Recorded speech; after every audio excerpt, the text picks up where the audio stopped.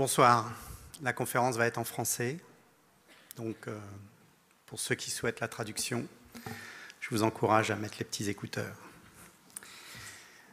Je suis ravi d'être là à Barcelone ce soir, devant tant de petites lumières. Vous n'avez pas le magnifique spectacle que nous avons depuis la scène, on a comme si le ciel était descendu dans la salle, donc c'est magnifique. Je vais vous parler de ce métier, Lighting Design, conception lumière en français.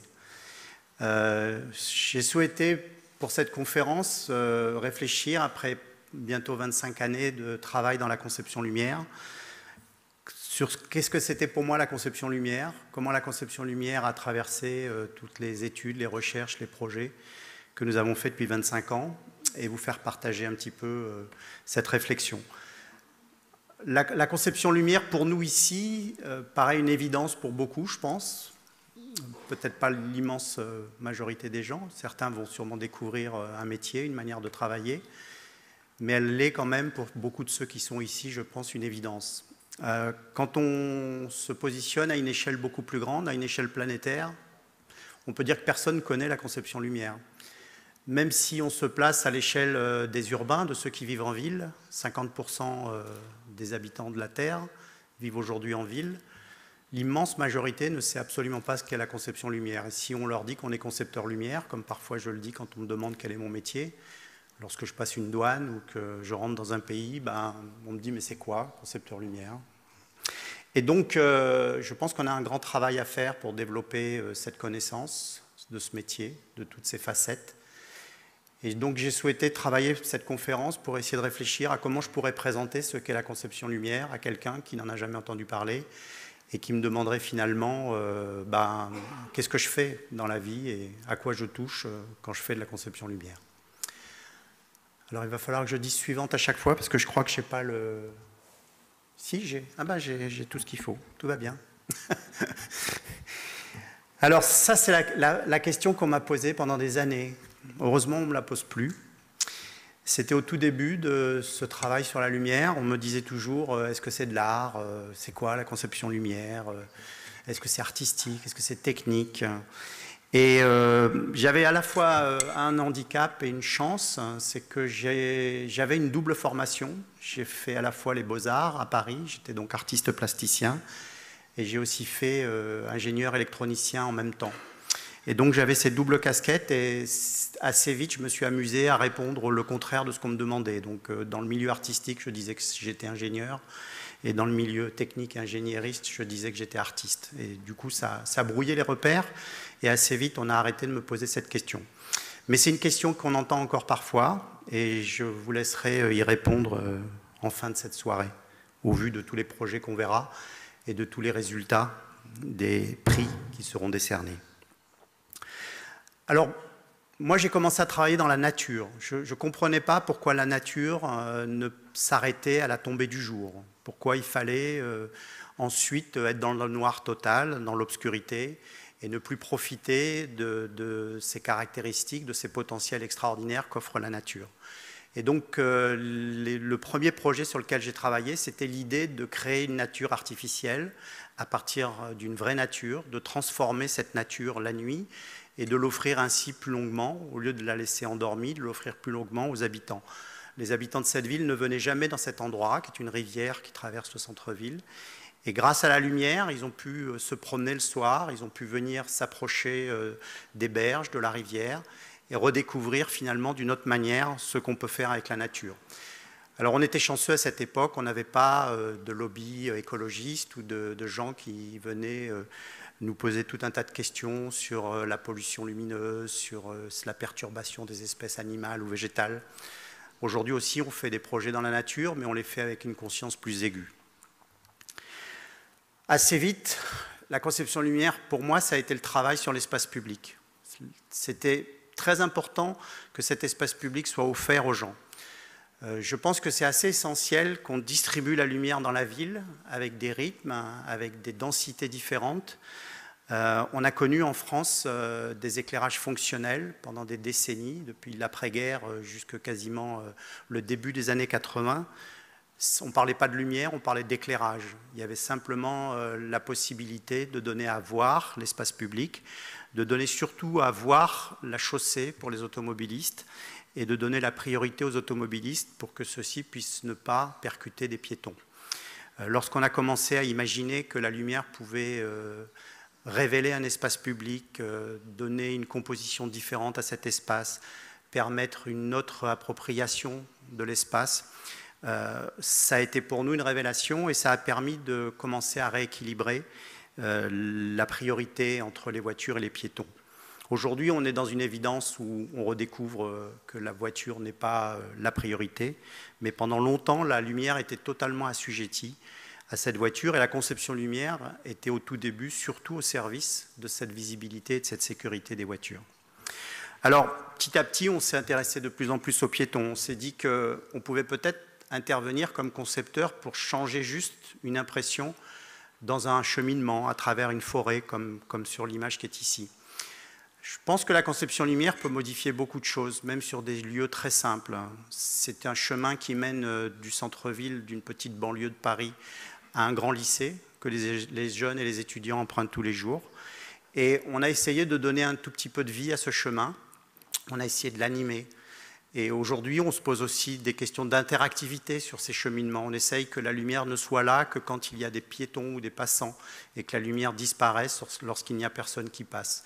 On rend les candélabres intelligents, on les fait dialoguer entre eux et donc on peut illuminer des chemins qui sont des chemins importants parce que lorsqu'on va à l'école, on y va le matin, on y va le soir, il fait nuit en hiver et on peut effectivement avec la lumière donner une autre dimension à l'espace.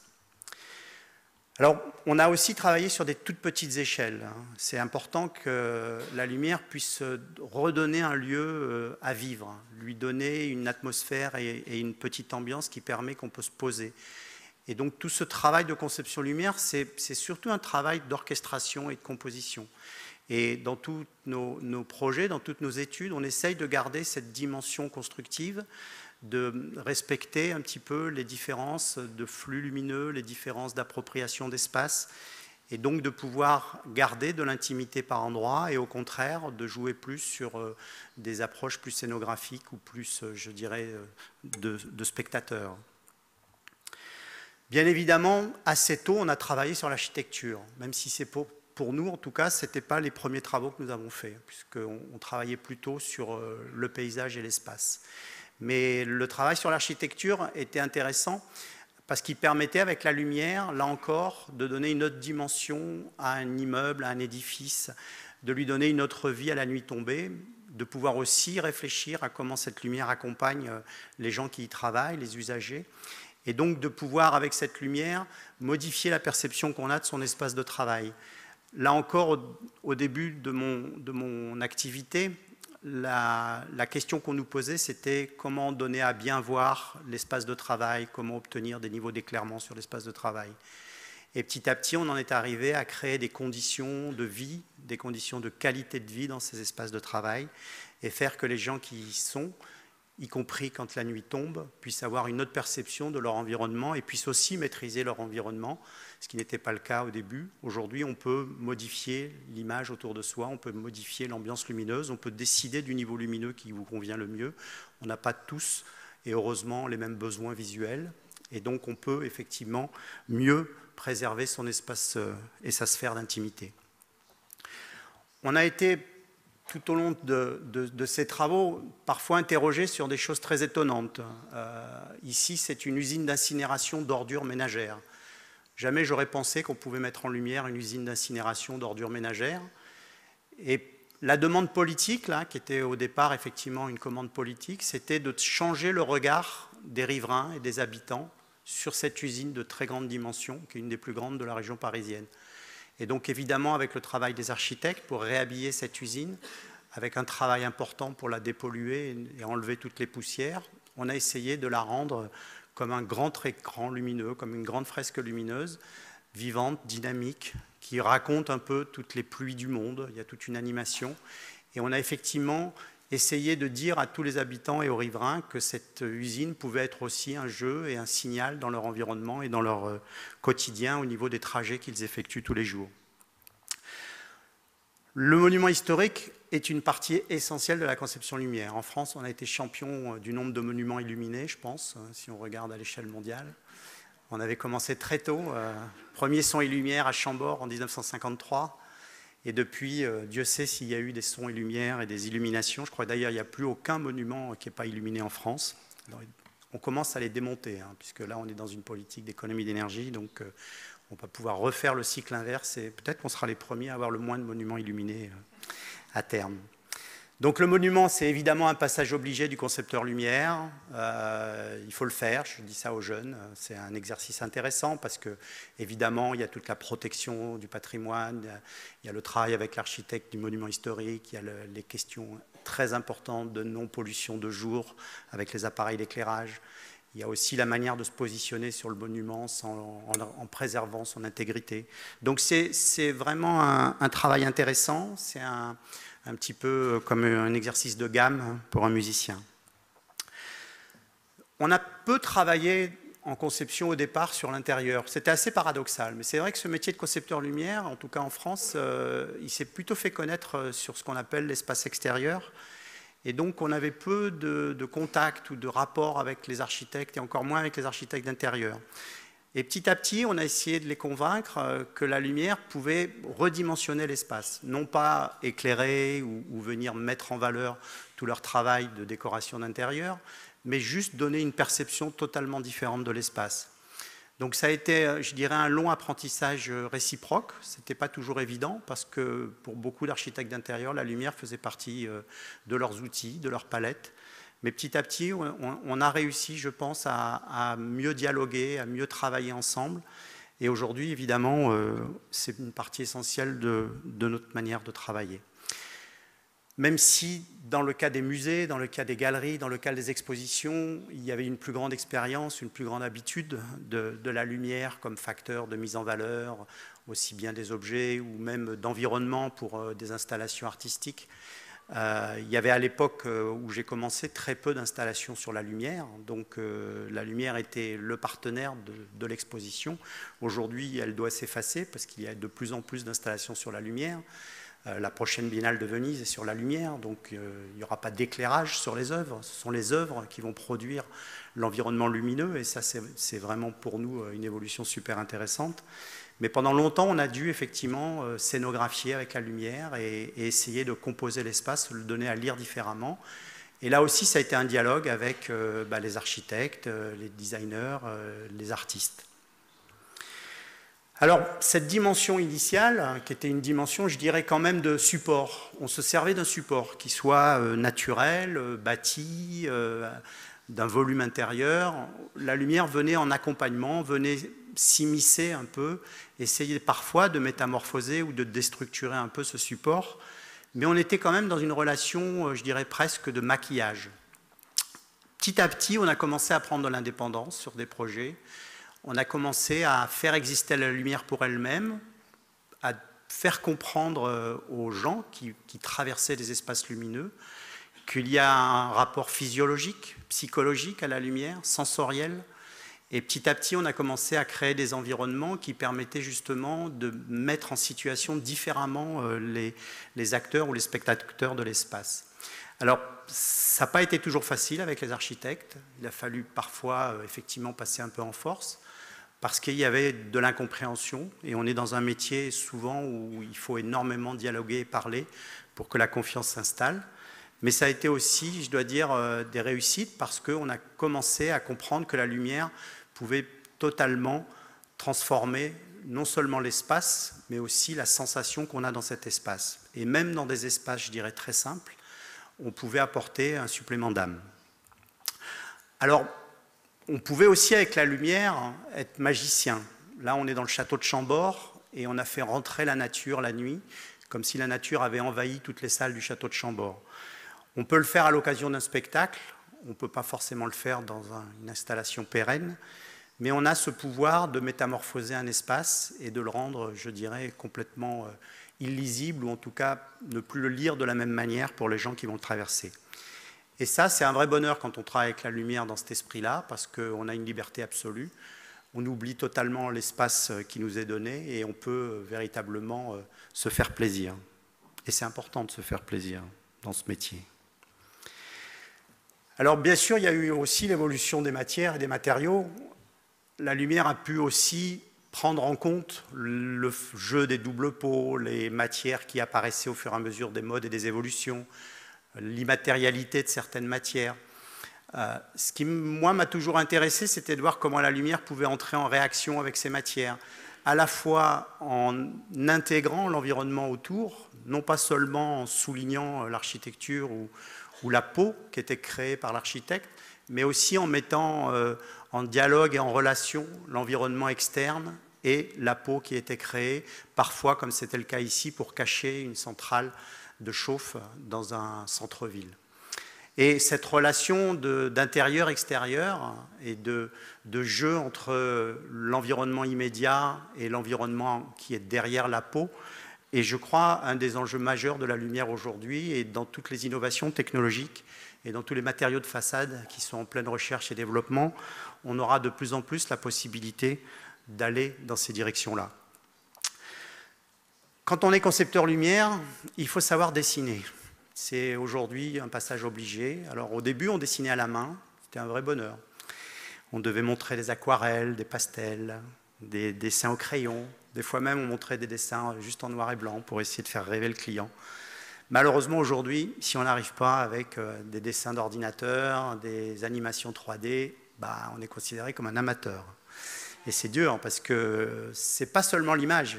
Je sais que certains étudiants, puisque j'enseigne, pensent que l'image, c'est le projet. Ben non, malheureusement, il faut aller au bout après. Une fois qu'on a montré l'image et qu'on l'a vendue, entre guillemets, ben, il faut pouvoir effectivement la réaliser et surtout faire passer ces émotions dont j'ai parlé, faire passer cette sensorialité qui sera essentielle.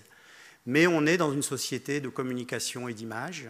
Souvent d'ailleurs, le projet se réduit à l'image, à ce qu'il en est présenté. Et je pense qu'il faut qu'on réapprenne à dépasser ça.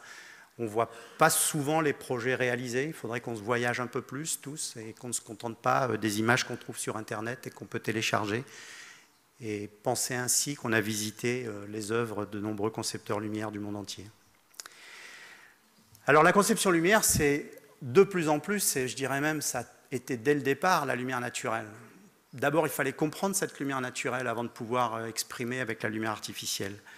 Là encore, on a eu des difficultés à travailler avec les architectes, parce que la lumière naturelle, avec les grands architectes que nous avons tous connus, les Louis Kahn ou Le Corbusier, les dieux de la lumière naturelle, il était difficile de faire comprendre qu'aujourd'hui, on était dans un travail pluridisciplinaire, dans un travail d'équipe, avec la nécessité, dès le départ, de travailler ensemble, de modifier même la construction et de modifier les volumes pour que la lumière naturelle, mais aussi sa complicité avec la lumière artificielle, puisse s'exprimer pleinement. Heureusement, le développement durable et les économies d'énergie nous ont énormément aidés. Aujourd'hui, c'est un passage obligé. La lumière naturelle fait partie intégrante de toute architecture, de tout projet architectural, pour des raisons qui sont des raisons vertueuses, mais qui nous permettent aussi d'aller au bout justement de cette pénétration de la lumière naturelle, de jouer avec et de la rendre complice avec l'éclairage artificiel.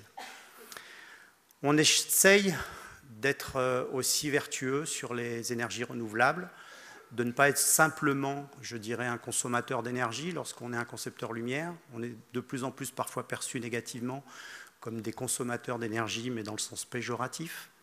Et je pense qu'effectivement, il faut qu'on arrive à montrer qu'être concepteur lumière, c'est se préoccuper de l'environnement, utiliser des énergies renouvelables. Ici, dans le cadre de ce parc, on a une autonomie totale. On dépense même moins que l'on produit en énergie à l'échelle de l'ensemble du parc.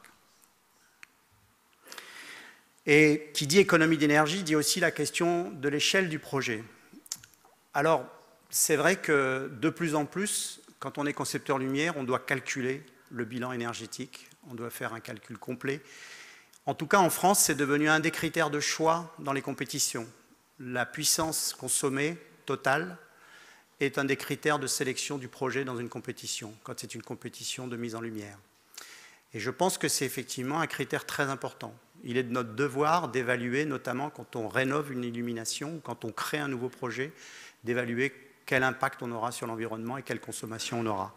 Et on a les moyens technologiques de faire des paysages de très très grande dimension avec très peu de consommation énergétique. On a aussi l'impérative nécessité de se préoccuper de l'impact de ces projets et de se préoccuper de leur impact sur la faune, sur la flore, de faire des études avec des biologistes et de vérifier qu'on peut exprimer par un paysage de la poésie sans rentrer en conflit avec l'ensemble de ceux qui peuvent en profiter ou qui souhaitent au contraire avoir la nuit un petit peu de calme. L'obscurité, c'est l'essence même de notre travail. Pendant longtemps, j'essayais de dire, en tout cas aux maires, aux élus qui nous passaient commande, que le jour où ils pourraient nous rémunérer sur l'obscurité, on aurait tous beaucoup gagné. Parce qu'aujourd'hui, on est rémunéré sur la lumière et sur le nombre de projecteurs qu'on installe, en pourcentage. C'est un non-sens écologique. On ferait mieux d'être rémunéré sur l'obscurité ou sur l'inversement proportionnel à la consommation énergétique. Mais l'obscurité fait peur. On est passé dans des sociétés où le sentiment d'insécurité est devenu une des choses qui nous est opposée le plus souvent. On a beaucoup de mal à faire passer l'idée d'espace obscur. Heureusement, j'ai connu des époques où on pouvait faire des espaces totalement obscurs, mais avec les normes en Europe, on a de plus en plus de difficultés. On peut s'approcher de l'obscurité, on a du mal. Je crois néanmoins que c'est un peu l'avenir de notre métier, c'est de maîtriser ce rapport entre obscurité et lumière, de pouvoir effectivement retrouver cette orchestration entre l'un et l'autre, cet équilibre entre l'un et l'autre. Et aussi, on a un devoir pédagogique, notamment envers les enfants et les jeunes, pour qu'ils réapprennent la nuit, qu'ils réapprennent l'obscurité, qu'ils réapprennent le plaisir de l'obscurité. C'est eux les citadins de demain, et s'ils sont angoissés ou dès qu'il y a un petit peu moins d'éclairage, avec une difficulté à se déplacer dans l'espace urbain, je pense qu'on devra monter les niveaux lumineux, et je pense que ce n'est pas une bonne chose pour la planète. Alors, on croise énormément de domaines quand on travaille sur la conception lumière. On travaille sur des infrastructures, on a la chance de pouvoir se poser des questions sur des échelles de grande dimension. Une ligne de tramway, c'est 13-14 km de long. Ça pose des questions importantes de rythmique, de cohérence, de diversité, de séquence. Et chaque fois qu'on travaille sur ce type d'infrastructure, on peut se poser aussi la question du rapport justement entre les transports publics et les piétons, entre les voitures et les transports publics. Et finalement, on s'aperçoit qu'on est au cœur aussi de décisions politiques et sur des plans de déplacement qui sont des enjeux majeurs des stratégies urbaines aujourd'hui. On touche à des domaines de plus en plus différents. On n'était jamais interrogé sur des parkings ou sur des silos de parking. C'était quelque chose, on n'aurait jamais pensé faire appel à un concepteur lumière pour travailler là-dessus. Là encore, la lumière naturelle nous a aidés à entrer dans ces espaces. Et puis, on a montré qu'on pouvait éclairer autrement les parkings, qu'on n'était pas obligé simplement de régler un niveau d'éclairement au niveau des voitures. Souvent d'ailleurs, des niveaux d'éclairement qui étaient aussi importants sur l'espace entre deux voitures que le derrière de la voiture. Donc on peut inventer à tous les niveaux de projet et on peut effectivement montrer que la conception lumière est pertinente, même sur des espaces qui sont censés être des espaces que l'on réserve habituellement aux ingénieurs ou aux techniciens éclairagistes. Quand on a la chance de travailler sur un ouvrage de cette dimension, qui fait 2,5 km, je dois dire que ça a été un vrai bonheur. La question était de montrer ce pont à 10 km de distance, mais aussi de permettre que les piétons puissent s'y promener en toute tranquillité.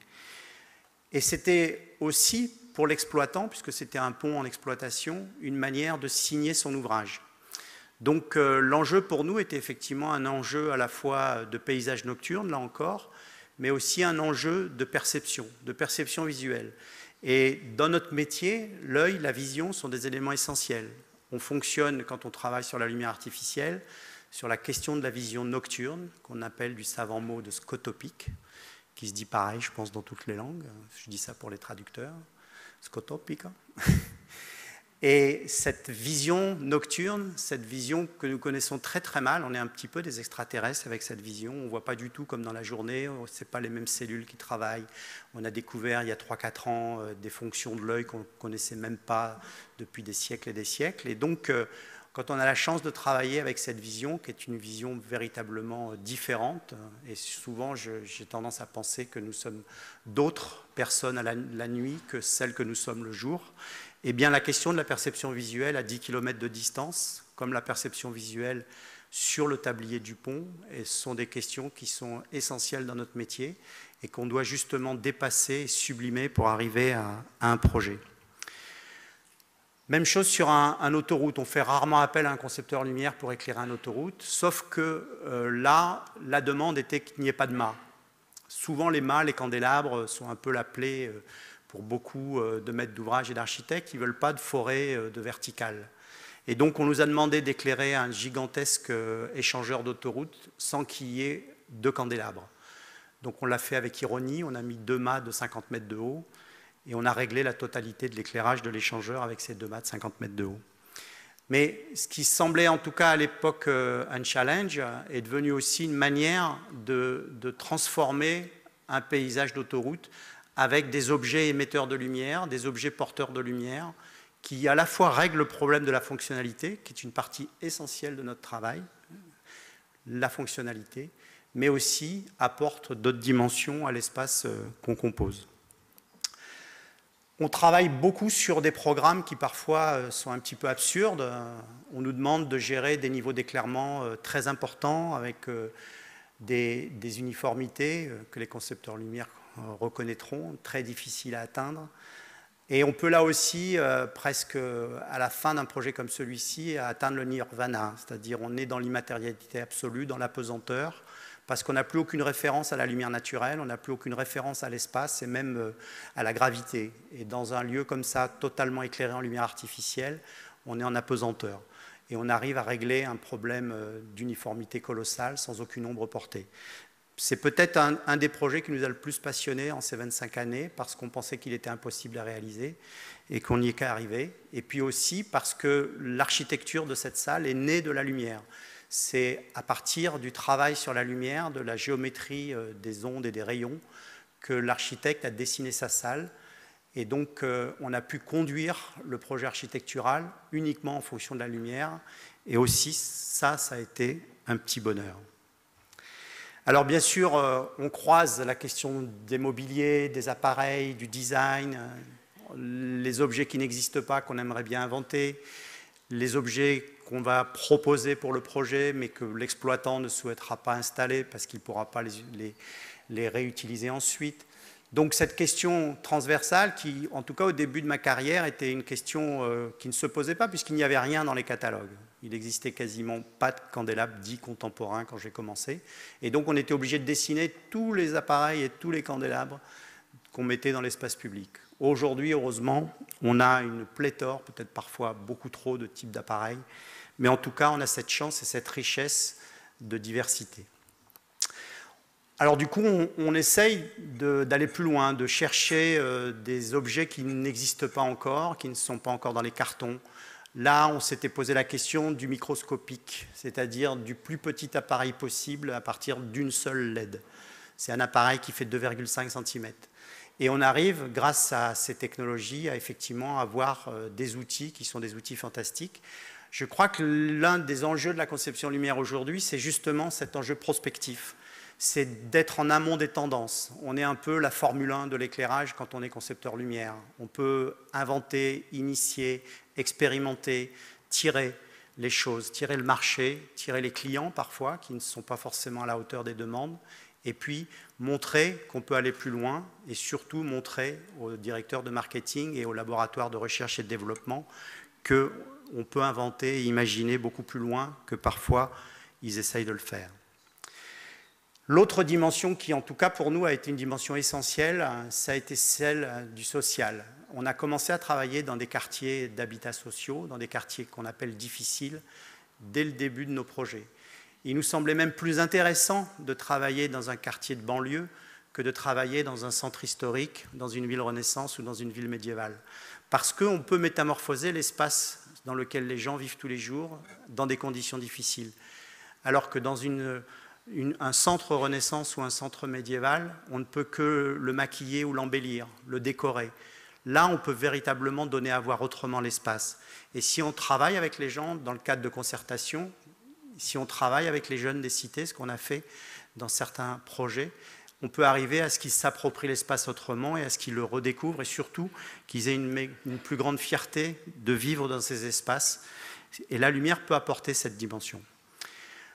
On a essayé aussi de montrer que la lumière pouvait avoir une action humanitaire. On a volontairement proposé, dans le cadre de projets humanitaires, de travailler bénévolement. Et on a eu la chance de travailler sur ce cinéma qui a été offert par la France et une association française à la ville de Kaboul, juste après la guerre avec les talibans. Il n'y avait plus aucun lieu culturel en Afghanistan et on a proposé de travailler gratuitement pour mettre en scène et mettre en lumière ce cinéma. Et je crois que c'est un des projets qui nous a le plus passionnés. Malheureusement, on n'a pas pu aller à l'inauguration. C'était très difficile, les conditions de sécurité ne nous permettaient pas d'y aller. Mais l'architecte a pu y aller avec le ministre des Affaires étrangères français. Et je dois dire que cette opération humanitaire a été pour nous aussi très enrichissante parce qu'on s'aperçoit que la conception lumière peut apporter ce supplément d'âme. Le film qui a été projeté pour l'inauguration était Astérix et les enfants afghans n'avaient jamais vu de film de leur vie. La plupart avaient moins de 12 ans, ils n'avaient jamais vu un film, n'avaient jamais été au cinéma, ils ne savaient pas que le cinéma existait. Alors, travailler sur le social, travailler à l'étranger, c'est aussi respecter les cultures locales.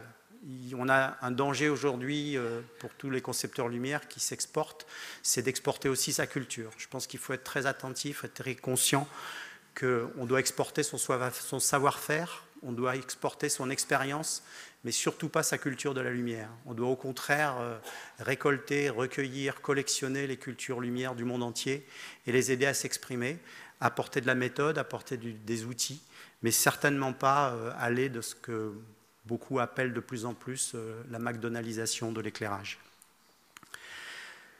Dans cet aspect social, on a voulu aller un peu plus loin avec un grand nombre de confrères et on a proposé de se structurer dans une association pour pouvoir aider des villes défavorisées. On a pu avoir la chance de travailler avec le Mali, qui est l'un des pays les plus pauvres de la planète, et de faire là encore totalement bénévolement un plan lumière et les aider à concevoir des illuminations, les aider à leur apporter des logiciels, à leur apporter des ouvrages, à les aider à définir leurs besoins et être juste là en accompagnement. C'est un travail très enrichissant. On est en train de développer des missions de plus en plus fréquentes dans des pays qui nous demandent. Et je pense aussi que c'est un des enjeux de notre métier, parce qu'au départ, on était considéré comme élitiste. On était, avec l'éclairage, souvent dans des projets où il y avait beaucoup d'argent et où on considérait que la lumière était un projet de riche. Et donc, il est essentiel qu'on puisse faire partager ce bonheur de la lumière à des pays et à des villes qui n'en ont pas les moyens. On travaille à des dimensions très différentes lorsqu'on travaille sur la lumière, à des échelles monumentales. Et même si nous, on a démarré très tôt, puisqu'on commençait, comme on vous l'a dit, les premiers schémas directeurs dès 1987, aujourd'hui, on aide les villes à définir des stratégies à des échelles globales, à se poser la question de la performance énergétique, à réduire la consommation énergétique, comme c'est le cas ici pour la ville de Paris. En 2020, on devrait consommer 30% de moins, avec évidemment un éclairage de qualité et des illuminations qui seraient développées. Donc c'est un enjeu colossal, c'est dans le cadre du plan climat de la ville de Paris, et ça nous permet, là encore, d'essayer d'imaginer, de rêver un peu le futur des villes et ce rapport entre la ville de jour et la ville de nuit. On peut aussi imaginer les quartiers, on peut faire de la prospective urbaine avec les architectes et les paysagistes et essayer de définir ce que seront les villes de demain la nuit.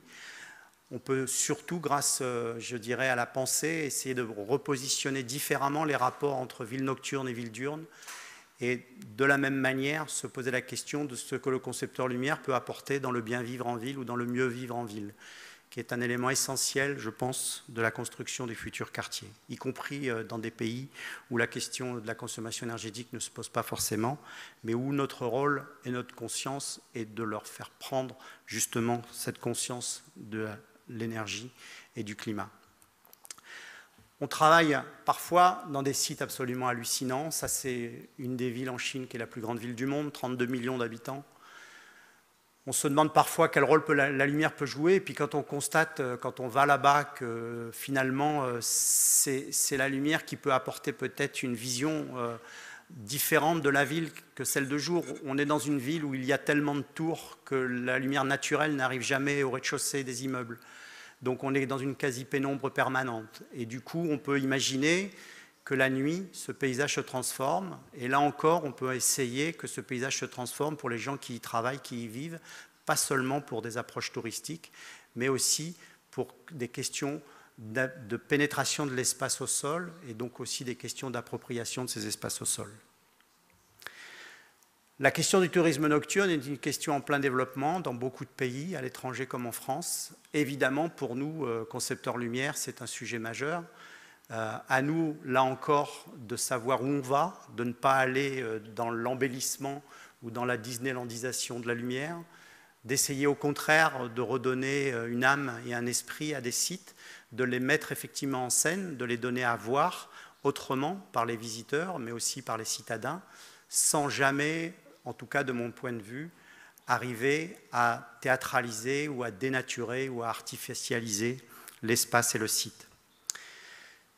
Enfin, une des questions majeures de notre métier, c'est celle du temps. Le temps du jour et de la nuit, qui a été une des premières questions qu'on s'est posées, avec la tombée de la nuit, qui était une question essentielle dans notre travail, mais aussi le temps de l'année, le temps des périodes, des saisons, le temps comme là, des travaux par rapport aux constructions. Et un de nos rôles est d'apporter des réponses, d'essayer, avec cette gymnastique du temps et cette rythmique du temps, de pouvoir effectivement donner des lectures et des visions de la ville qui soient différentes. Alors bien sûr, le temps de l'événement est celui qui est le plus connu, et c'est un moment important dans une ville. Mais le rapport entre la pérennité et l'événementiel est aujourd'hui de plus en plus flou. Des mises en scène événementielles durent parfois 5-6 mois. Des lumières pérennes durent quelques semaines, pour des raisons aussi bien voulues parfois que des raisons de maintenance et d'exploitation défaillantes. Donc cette question de l'événement est une question, je pense, qui va aussi se reposer différemment avec l'appropriation des villes la nuit et avec l'augmentation de l'appropriation des villes la nuit. Enfin, on a une dimension effectivement de rêve, que ce soit à l'occasion d'une nuit, de plusieurs soirs ou d'un événement particulier. Aujourd'hui, on a des technologies à nos dispositions qui nous permettent véritablement de métamorphoser n'importe quel site, n'importe quel espace. Mais je pense que dans tous nos projets, dans tous nos travaux, il y a une dimension qui est essentielle et qu'il ne faut jamais oublier, c'est celle des gens. Et je pense que depuis 25 ans, depuis que je fais de la conception lumière, ça a été ma préoccupation majeure de savoir pour qui et pourquoi je faisais ces éclairages. Gracias.